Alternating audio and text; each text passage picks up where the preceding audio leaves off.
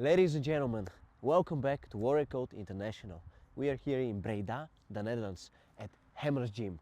That's one of the oldest kickboxing gyms in the world. And I will be speaking with Coach Nick Hemmers, with Figgy Lman, and with Jeremy Mercer. All of these people know a lot about kickboxing, Dutch style kickboxing. Make sure to watch. I promise you, there are some interesting questions and interesting answers. Let's go.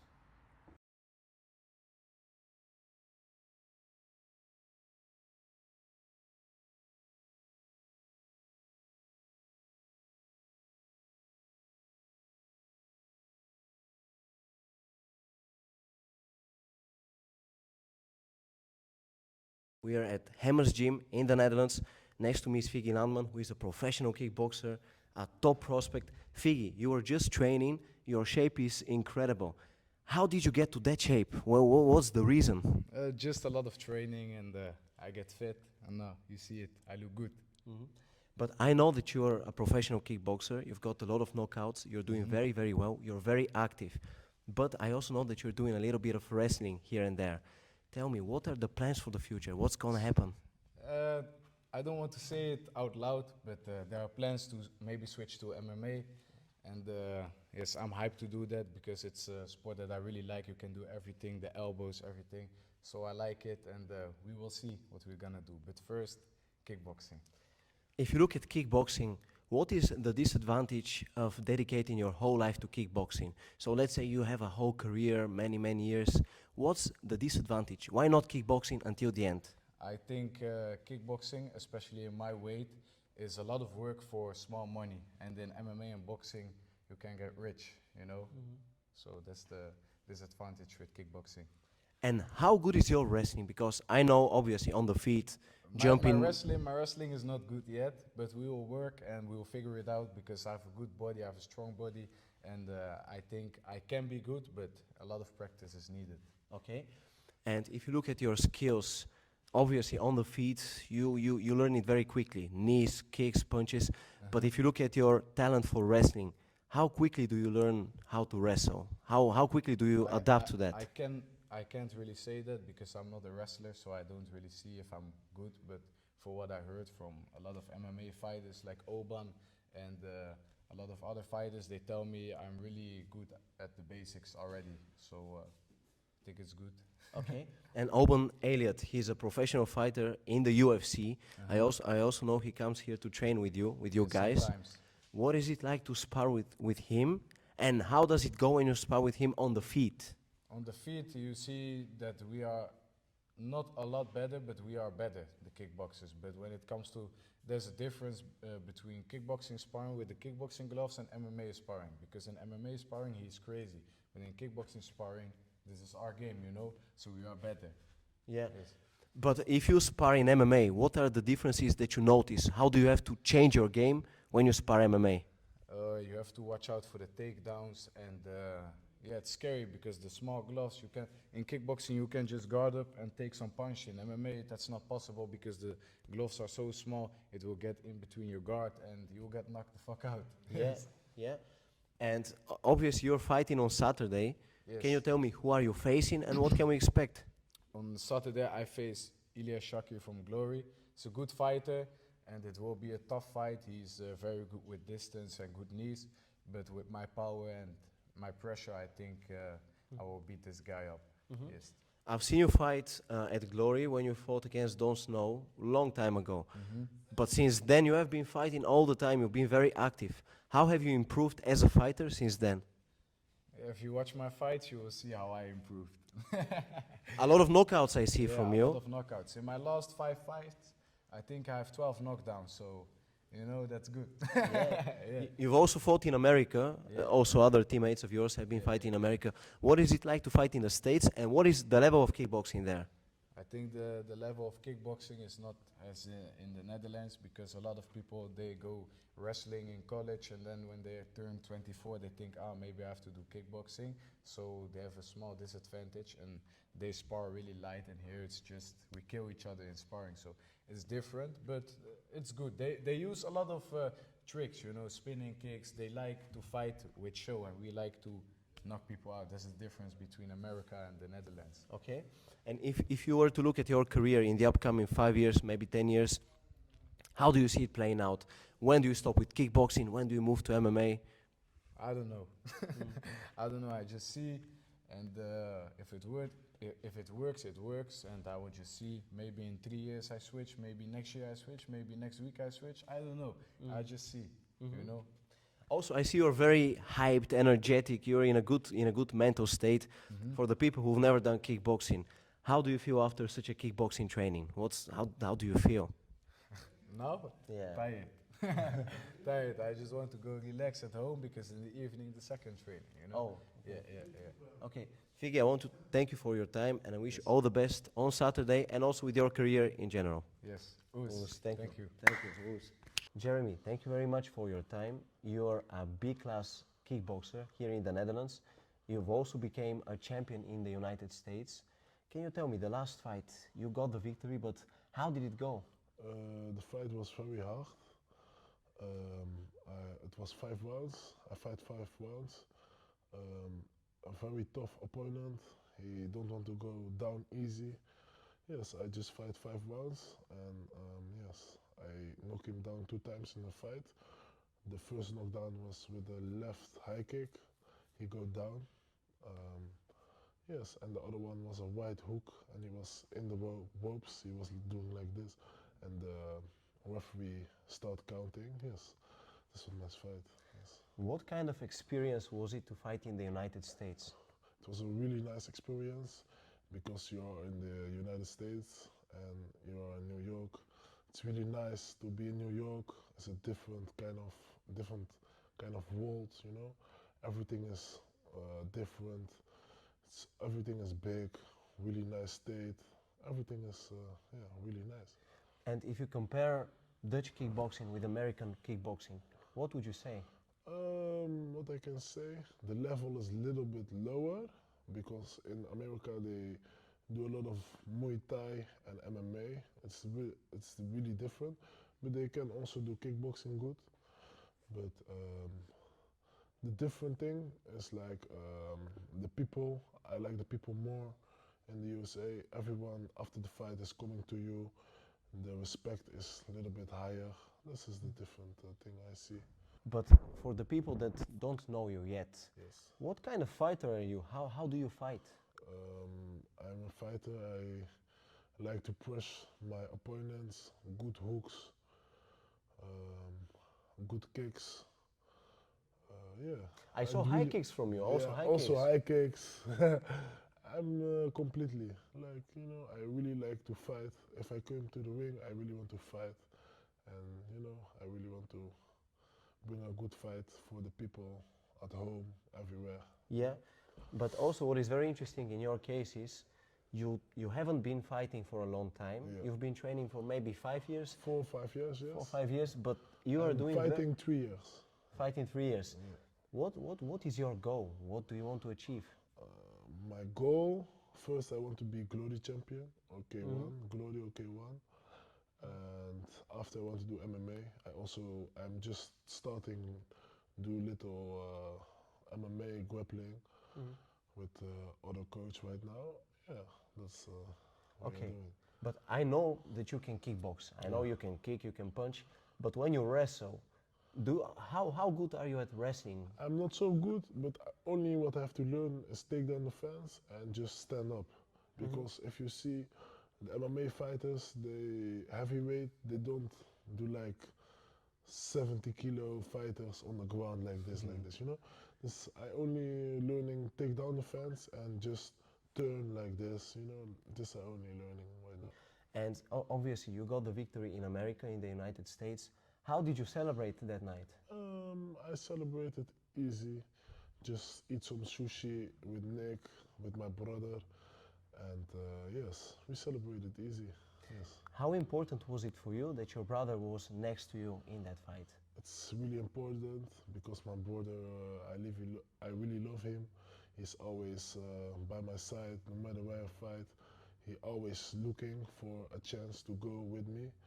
That's why it's really nice to have him as brother. Yes. And every time your coach, Nick Hemmers, every time that I see an Instagram post from him, he says, "Watch out for this guy. He will become a world champion." Why is he so confident in you? What makes you so good? Then you have to ask to my coach, you know. But I think the most important thing, I'm always here in the gym. I train hard. I'm listening everything what he say to me. Yes, if he say this, I do this, you know. I'm really disciplined and I really listen to my coach. He's my first trainer, and I'm just what I can say. How I can say it. I'm born in Hemmers gym, like. And the gym where you train, Hemmers Gym, obviously Marat Grigorian trains here, Eero Zimmerman, you know, a number of legends have been training here, Overeem, Nicky Hoskin. Yes, yes. What is it like to train at this gym? It's really nice to train at this gym because it's a legendary gym. It seems like my second home. Yeah, I'm really feeling home at this gym. Yeah. Yes. And you started 5 years ago, maybe 4 years ago, Yeah. but you have been serious in the last 3 years. Yes. Why did you become serious? Because first I was like 150 kilos, fat, little child, fat, you know. And then I just lose weight, and then I just start liking kickboxing. In the past, when I spoke with you in November, I asked you about the Glory Heavyweight Tournament. I'm curious now, when you look at the guys who remained in the tournament, so Jamal Ben Sadiq and Sofian Leidouni and all the guys, Kuki Osaro, how would you match up with those guys? I don't know this, but because I don't have the experience enough, but I think I can match up with this guy, but the experience is not yet there, you know. But I know, give me 2 years, 1 year, I can be there. Okay. Yes. Okay. And what do you need to improve in your game so that you get there to that level? I only have to improve, like just fight more completely. Only the experience, I think. Yeah. I only need to fight more, and then it's good. Yeah. Because how many fights have you had so far? I think like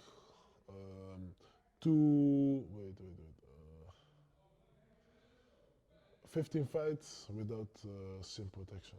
Okay. 15. Okay. So And that. only no 17 fights, 17, and 2 losses, and the rest are only wins, 15 wins. Wow. You were recently in America, obviously, for your fight, but I saw you met with Pereira, with Alex Yes, Pereira. yes. I actually saw you were sitting on the same table, you were eating with him, his 2 sons were there. Yeah. What was it like to meet Alex Pereira? It's very nice to meet a person like him, because you know he is the UFC. He was the UFC champion, but I think he's gonna be again the champion if he get a rematch with the guy. But it's really nice to meet him. Yeah. Yeah. Did you have like the opportunity to speak with him? Yes, I had the opportunity to speak with him, but only this, just like normal talk, you know, not like friends or something like that. But the coach, Pelinho, I'm good with Pelinho, you know. Yeah. Yes, he was also at my fight. He's really good with Nick, you know, because Nick know them before they Got famous. got famous of Glory, you know, before all this time, you know. Yeah. Because Nick know them a long time, that's why. Yeah. But I saw a photo, you next to Pereira. You're way bigger physically, but I think he's a little bit taller than you. Yeah, he's a little bit taller, I think, Yeah. little bit. But how big is he in person when you see him? He's big, really big hands. Yeah. Yes, he's really big. Yeah. Nice guy, but he's quiet, you know, he's relaxed. Yeah, like this. Yeah. Okay. And we are going to move now to our next section. Okay. I will ask you a couple of techniques on the boxing bag. Okay. All it's right? good.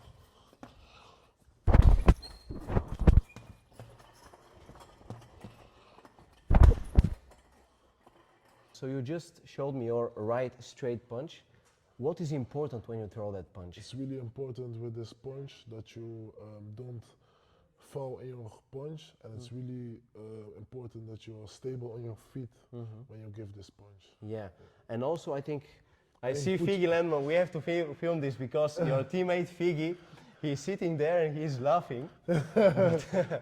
He's sitting there and he's laughing.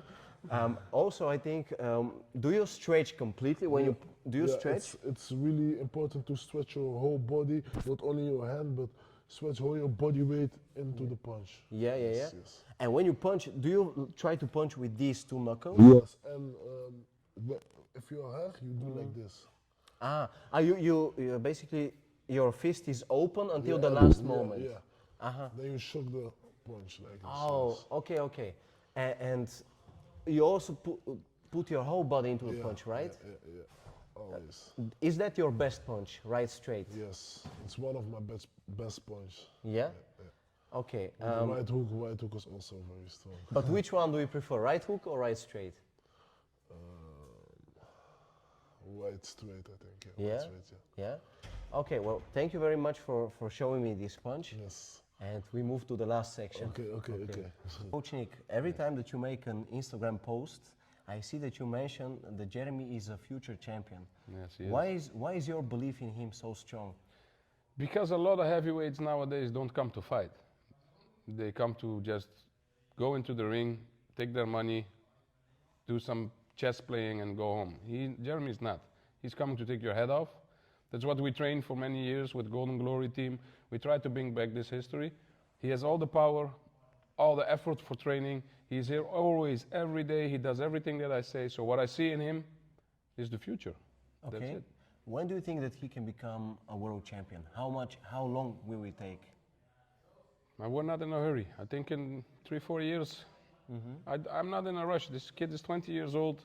He's knocking people out. He fights all over the world. He just became champion from an American organization. So he's not signed to nobody. I'm doing my own thing with him. He can still make a lot of progress. So let's say 3 to 4 years, yeah. You also have a number of high-level fighters here. Jeremy, Figgy Lman, Marat Grigorian, the Welsh gangster comes here to train. Yeah. What is the reason that so many high-level fighters come to train here? I think we are the only gym with 40 years of champions. The rest is all hype, and let's see how long they stay, you know. When I took over the gym, I was 21 years old. People laughed at me like, yeah, he's the brother of Ramon Dekkers, he's the son of Cor Hemmers, he will never make it. Well, we're 16 years further and I'm still one of the best gyms in the world. And if you look at our history, we've been the best gym in the world for over 40 years. So we just know what we're doing. We have a tight team, we have a good team, we have a good strategy, we keep evolving. So yeah, if you look back, the most glory champions come from our gym, I think. The old Golden Glory team had champions. Like we've been there for too long, too many events, too many things. So yeah, the real people know, you know. I also noticed a couple of questions. I noticed in your gym, you also do a little bit of MMA recently. Why are you making this transition? Obviously, you're kickboxing here, but you also move a little bit to MMA. Why? We're gonna bring back the Golden Glory days, the team that conquered the world in a decade. And this was also with MMA. So after the Golden Glory team passed, a little bit European MMA went down a little bit. Now MMA is coming back very big. So we can't wait too long, you know. We have to do what we're good in, and that's make champions. It doesn't matter in what discipline. So yeah, from next week we're starting with MMA. Yeah. All right. Yeah. I also see, I have to ask you about this because it's very impressive. No problem. I see you're sitting on the same table with Alex Pereira, with his coach, eating together. How did you come in contact with those people, and how is it possible that they have so much respect for you? People see it now because he's famous, but his first fight in Glory was against a fighter from me. It was against Dustin Jacoby. My father was the one who scouted him onto Glory, so who gave him the good platform when my father was still one of the bosses of Glory. So I think, and at that time, we already had respect for each other, you know. I was like the son of the owner, but I was always humble and nice to them. And now he's, I think, the most most talked about fight athlete in the world now. But they're still my friends. So when I come there, that's also what they say. These people, Nick's family, Hemmers, is one of the founders of kickboxing. So he respects that. And then we're also nice. So we never stayed out of touch. We've always been in touch. But now it's just in the eyes of everyone because he's so famous. But no. What is it about Dutch kickboxing, and especially the Hemmers gym style of fighting, that it is so effective on an international level? What do you do differently? I think we just have good teams, good mindsets, heavy sparrings. It's a mixture of everything, you know. It's like, why is American wrestling so good? You know, why are Cubans so good in boxing? I think it's in the genetics, you know. It's like, I don't know. I don't know. Okay, and I have to ask you, why? What do you think? A couple last questions. No problem. Many kickboxers here in the Netherlands are about to transition to MMA. Why do people run away from kickboxing and go to mixed martial arts? I think it's not running away. I think people see that the big money is in MMA. It's very hard to make it as a kickboxer, you know. You cannot name 10 kickboxers that make more than $30,000 or something, you know. And look at MMA, what they're doing, how the hype is. Not even about money, it's about the exposure. Look what happened with Israel Adesanya and Alex Pereira as soon as they left Glory. Superstars. Yeah, Cedric Doumbé, Nicky Olske, he didn't even go to MMA. It's all about what does the organization do with the athlete. And in Holland we don't do nothing. We just show a fight and that's it. And what's good in MMA, they market the athlete very good. This is something that my father said 10 years ago to Glory. Do this. They had all 3 stars, you know. And it's like the small things. And I think every MMA organization does that very good. They hype the fighter, they market him, you know. So yeah, I think that for people, they just see a bigger future in MMA. Yeah, and what do you think is important for a fighter? What kind of personality does a fighter need to have in order to become so famous? Or does it matter at Win all? your fights. You know, like if you keep on winning your fights, especially by KOs, everyone wants you. So in fight sport, you're just as good as your last fight. And I think it's a shame that people think like that, but for me, one of the most important aspects is having heart and balls, you know. I can teach everyone how to train how to teach a left hook or how to throw it, but I cannot teach you how to be a big boy, you know. So just fight, you know. And character, where does it come from? Are you born with character? Do you develop character? I think both. I think some people are born with it, you know, and some people you have to break, some people you have to push. Yeah. So I like to be in the middle, you know. I have all kinds of athletes. I have Figgy Lman who talks a lot. I have Marat who doesn't say anything. I have him, he's in the middle. I have Errol Zimmerman who's crazy. I have Arek Rozek who's relaxed. So everyone has his own things, you know, but everyone has something that makes interest for other people. If it's his story about his past, is it his many knockouts that he scores, is it his crazy hobby? You never know. So there's always something to find what a fan will like, you know, and try to build it around the fights, because you need that. You need good fights and a character. That's what people like.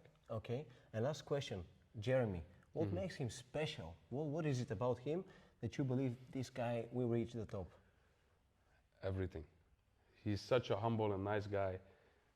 He listens to everything what I say. He's like a sponge, you know, all the information he tries to suck up. Also after training, he's busy with that. Well, look, he's 20 years old. Life is not fair, you know.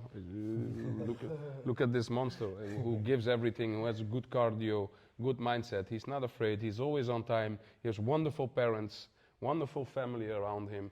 Eats good, eats clean, lives like an athlete. So what can I say? The sky's the limit for this guy, you know. And I think you win your last 7 fights, or 8 fights, something like that.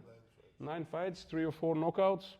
Fights all over the world. So me and him together are a formula for success. Okay. Coach, thank you very much for your time. You're welcome. Jeremy, thank you very much, and I wish you all the best. Same to you. Thank you.